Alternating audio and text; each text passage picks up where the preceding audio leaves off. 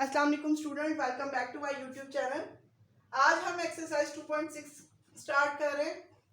इसका first question है synthetic division use करते हुए हमने रिमाइंडर एंड क्वोशिएंट फाइंड करना है। हमारा फर्स्ट पार्ट है x square plus 7x minus 1 is divided by x plus 1। हमें पता है ये वैल्यू जो है जिससे हमने डिवाइड करना है, ये वैल्यू एग्जैक्ट होती है, हमारे पास फॉर्मूला है x माइनस ए। अब हमने x माइनस ए में इसे पुट करना है, यानी कि x माइनस ए से हमने इसे डिवाइड करना होता है। अब x माइनस ए कैसे बनेगा? x माइनस फॉर्मूले का a।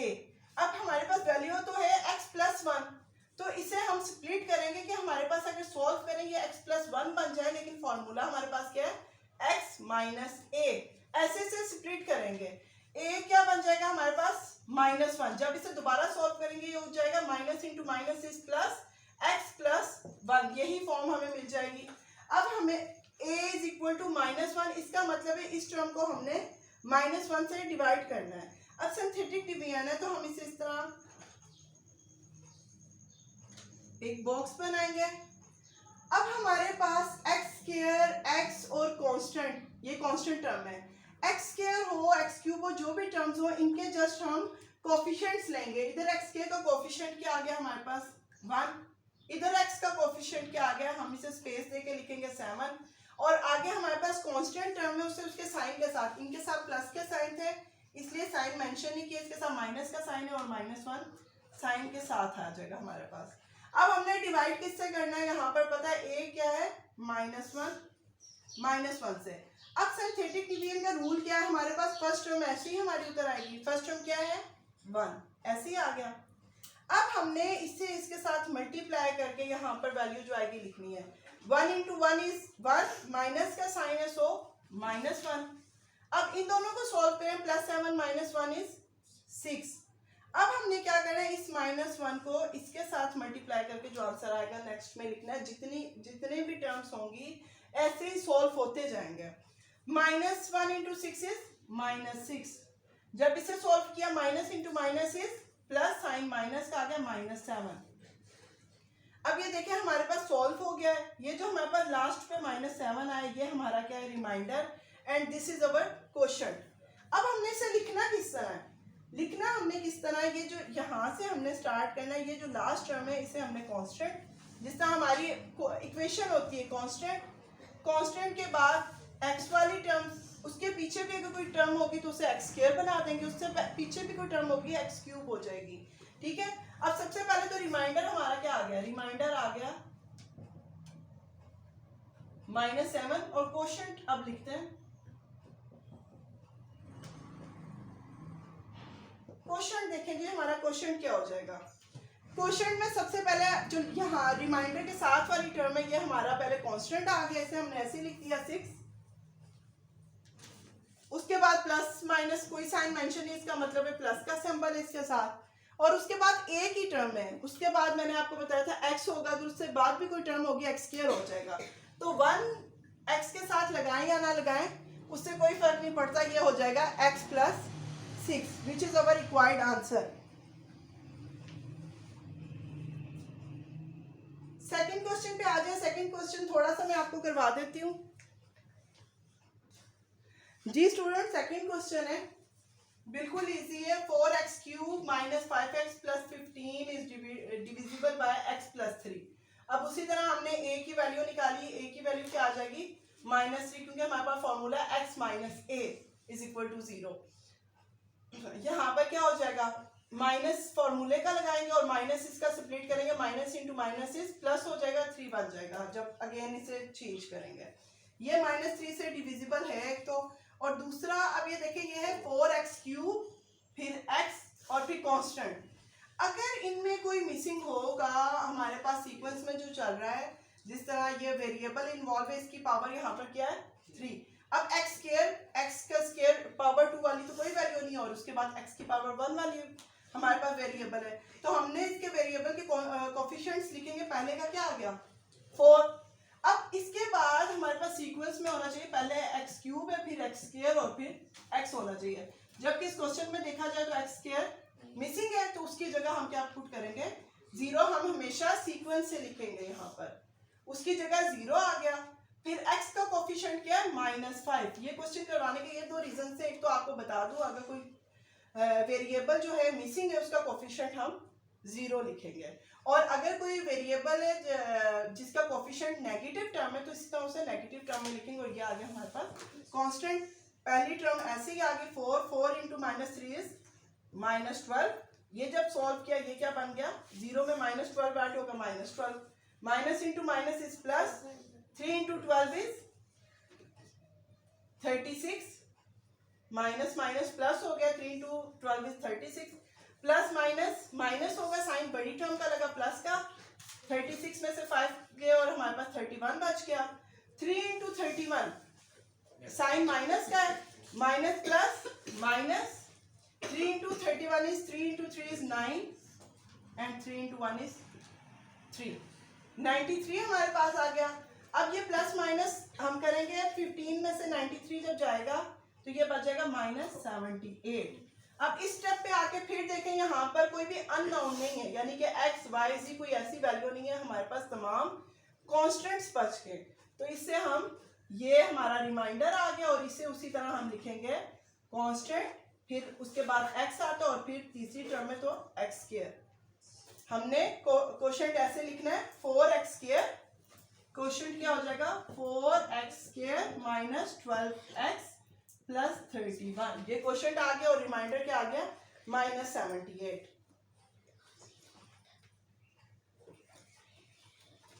क्वेश्चन नंबर 3 अब आप लोगों ने खुद करना है, उसमें कोई भी डिफिकल्ट टर्म नहीं है, कुछ भी ऐसा नहीं है। उसके बाद हमारा जो गेस्ट पेपर था उसका क्वेश्चन नंबर 2 भी आपको मैंने कहा था गेस्ट पेपर में इन्वॉल्व है। अब क्वेश्चन नंबर 2 पे आ गए स्टूडेंट्स, उसमें भी सिंथेटिक डिवीजन करनी है। अगर आपको सिंथेटिक डिवीजन समझ आ गई है तो उसमें मसला कोई भी नहीं है, जस्ट अननोन्स फाइंड करना है। क्वेश्चन नंबर 2 है हमारे पास, इसका पार्ट देखें, 3 पार्ट्स हैं इसके। पहला part 3 is the zero of polynomial, 3 is zero of polynomial,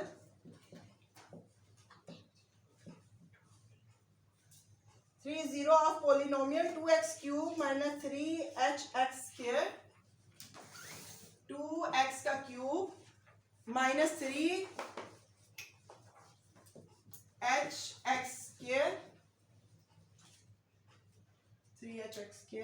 plus 9। हाँ जी, इसमें भी हमने सिंथेटिक डिवीजन ही करना है, सॉल्व करना है, और कोई भी हमने h की वैल्यू फाइंड करनी है। क्वेश्चन है सिंथेटिक डिवीजन सॉल्व करते हुए।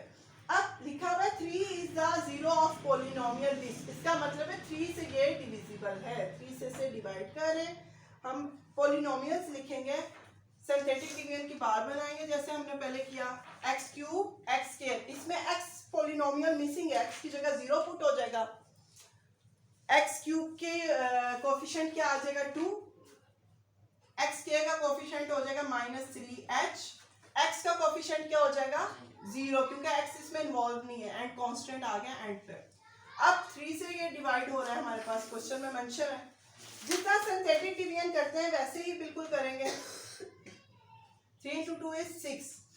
अब यहाँ पर देखें 3 और 2 मल्टीप्लाई होकर 6 हो गया। अब ये टर्म है -3h और +6।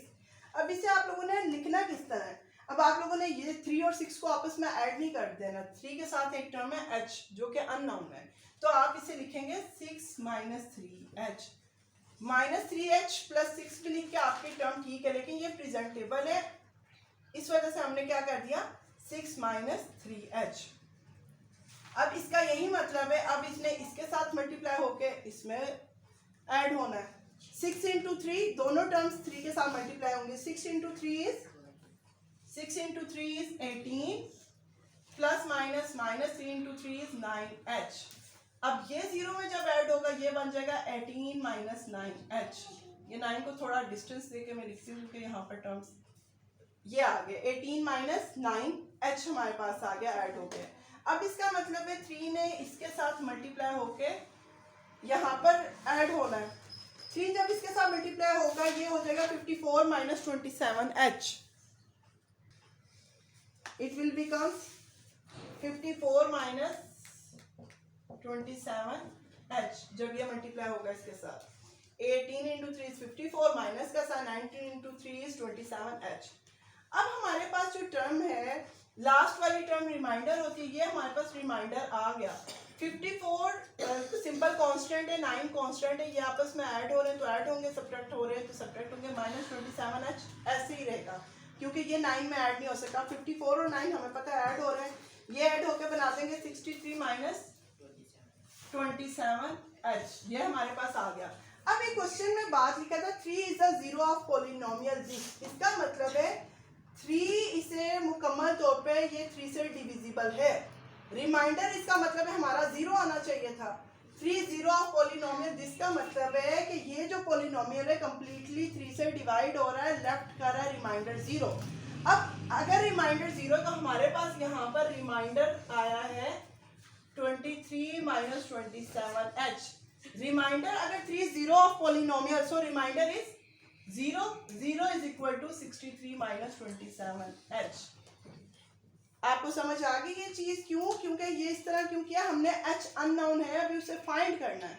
तो अब देखो अननोन फाइंड करना कितना इजी हो गया है। ये अननोन है, हम इसे इक्वल की साइड पे ले आएंगे तो ये minus plus 27h is equal to 63 हो जाएगा। माइनस का साइन इधर आके प्लस में चेंज हो गया, h हमने फाइंड करना है तो h is equal to 63 by 27। 63 और 27 की कटिंग करेंगे, ये हमारे पास 7/3 आ जाएगा। h is equal to 7/3। This is our required answer. h हमारे पास अननोन था और वो हमने फाइंड कर लिया। इसके सारे पार्ट्स ऐसे ही हैं, बहुत इजी है, आपने ऐसी सिंथेटिक डिवीजन करना है, जो अननोन है उसकी जगह 0 पुट करना है। एंड पे जो हमारे पास लास्ट बार होगी उसे रिमाइंडर लेके, और रिमाइंडर हमारे पास 0 क्यों, 3 is the zero of this polynomial, इसका मतलब है 3 इस पॉलिनोमियल को कंप्लीटली डिवाइड कर रहा है। रिमाइंडर लेफ्ट जो बच रहा है वो 0 है। इसका लास्ट पार्ट है स्टूडेंट्स, क्वेश्चन नंबर 5 है हमारे पास, उसमें है solve by using synthetic division. इन्हें भी सोल्व करना है सिंथेटिक डिवीजन यूज करते हुए। If 1 and 3 are the roots of equation, अगर 1 और 3 रूट्स ऑफ इक्वेशन है, इसका क्या मतलब है? इसके 2 पार्ट्स हैं, मैं आपको करवाती हूँ। अब जी स्टूडेंट्स ये क्वेश्चन है x4 minus 10x plus 9 is equal to 0, और बताया 1 and 3 इसके रूट्स हैं। इस इक्वेशन के रूट्स क्या है? 1 and 3। अब इसका क्या मतलब है? इसका मतलब है ये इक्वेशन सिंथेटिक डिवीजन से पहले 1 से डिवाइड होगी एंड देन 3 से। x4 है, इसका कोफिशिएंट क्या आ गया? 1। इसके बाद x क्यूब की वो कोई वैल्यू नहीं, कोफिशिएंट क्या आ गया? 0। फिर x स्क्वायर है, इसका कोफिशिएंट आ गया -10। फिर x की कोई वैल्यू नहीं, इसका कोफिशिएंट आ गया 0 एंड कांस्टेंट है 9। पहले 1 से देखते हैं 1, पहली टर्म ऐसी ही आ गई, 1 into 1 is 1, 0 plus 1 is 1। फिर 1 को 1 से किया, 1 into 1 is 1, -10 plus 1 क्या हो जाएगा? -9। 1 into -9 is -9, 0 और -9 आपस में ऐड होके -9। 1 into -9 is -9। अब ये देखिए +9 -9 is 0। इसका मतलब है रिमाइंडर इसका 0 आ गया, ये टोटली डिवाइड होगी, इसका मतलब है 1 तो इसका रूट है जी, ये डिवाइड होगी। अब सेकंड जो ऑप्शन थी हम वो लेते हैं, सेकंड ऑप्शन है 3 की। 3 अब देखना, ये तो यहाँ तक खत्म हो गया, अब 3 को देखते हैं। 3 इसका रूट है क्या? नहीं है। 1 ऐसे उतर आया, 1 into 3 is 3, 3 plus 1 4, 4 into 3 is 12, -9 plus 12 is 3, 3 into 3 is 9, plus 9 minus 9 is 0। ये भी कंप्लीटली डिवाइड हो गया, इसका मतलब है ये भी रूट 1 आ गया, ये भी रूट आ गया। अब हमारे पास इक्वेशन हमने देखनी है, रिमाइंडर तो हमारे पास 0 आ गया। अगर इस इक्वेशन को पूरा बनाए तो क्वोशंट हमारे पास क्या आ जाएगा? रिमाइंडर आ गया 0, क्वोशंट क्या आ गया हमारे पास?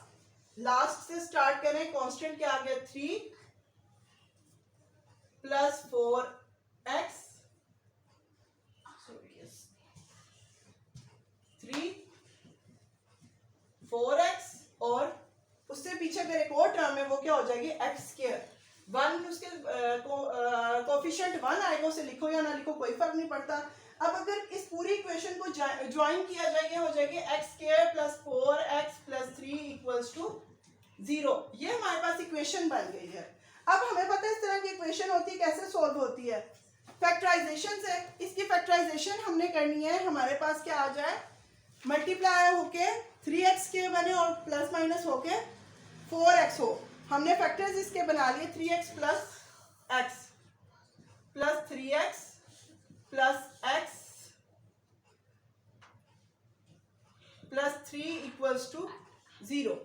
पहली दोनों टर्म्स में से हमारे पास x कॉमन आ रहा है, x इंटू एक्स प्लस 3, इसमें प्लस 1 कॉमन ले लिया, x प्लस 3 इक्वल्स टू 0।